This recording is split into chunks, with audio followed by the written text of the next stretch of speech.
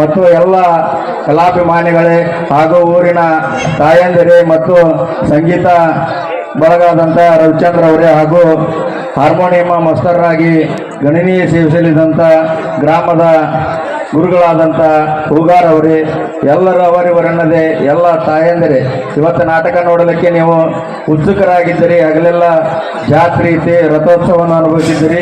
ಇನ್ನೇನು ಸಮಯದ ಅಭಾವ ಆಗೈತಿ. ಯಾಕಂದ್ರೆ ನೀವೆಲ್ಲರೂ ನಾಟಕ ನೋಡಬೇಕು. ನಾಟಕ ಪ್ರಾರಂಭಕ್ಕೂ ಮುನ್ನ ಕೂಡ ಕಾರ್ಯಕ್ರಮ ಮಾಡುವುದು ಕೂಡ ಅತಿ ಅವಶ್ಯ.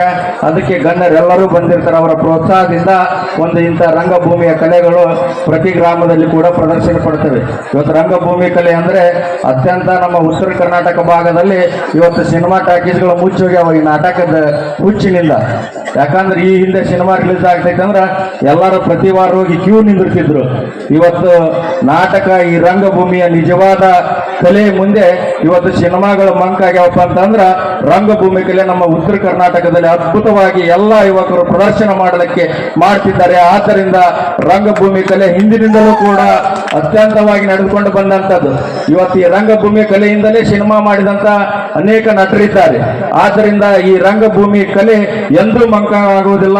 ಇದು ಕಾಲಕ್ಕೂ ಕಾಲ ಜೀವಂತವಾಗಿ ಇರುತ್ತದೆ ಎಂದು ಹೇಳುತ್ತಾ ಈ ನಾಟಕ ಸೇಡಿಗಾಗಿ ಸಿಡಿದದ್ದ ಶಿವನಾಗ ಎಂಬ ನಾಟಕ, ಈ ಪಾತ್ರದಲ್ಲಿ ಒಳ್ಳೆಯ ದೃಶ್ಯಗಳನ್ನು ನಮ್ಮ ಜೀವನದಲ್ಲಿ ಅಳವಡಿಸಿಕೊಂಡು ಕೆಟ್ಟ ದೃಶ್ಯಗಳನ್ನು ಇಲ್ಲೇ ಬಿಟ್ಟು ಹೋಗೋಣ ಅಂತ ಹೇಳುತ್ತಾ ಈ ವೇದಿಕೆಯಲ್ಲಿ ಒಂದೆರಡು ಮಾತುಗಳನ್ನು ಹೇಳಲು ಅನುವು ಮಾಡಿಕೊಟ್ಟಂತ ಎಲ್ಲರಿಗೂ ಧನ್ಯವಾದಗಳು. ಜೈ ಹಿಂದ್, ಜೈ ಕರ್ನಾಟಕ.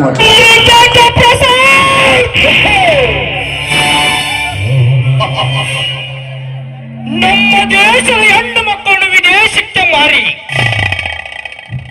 ಹಣ ಸಂಪಾದಿಸುವಂತ ತಟ್ಟು ನಿಂತಿಲ್ಲ ನನ್ನ ಮಗನೇ.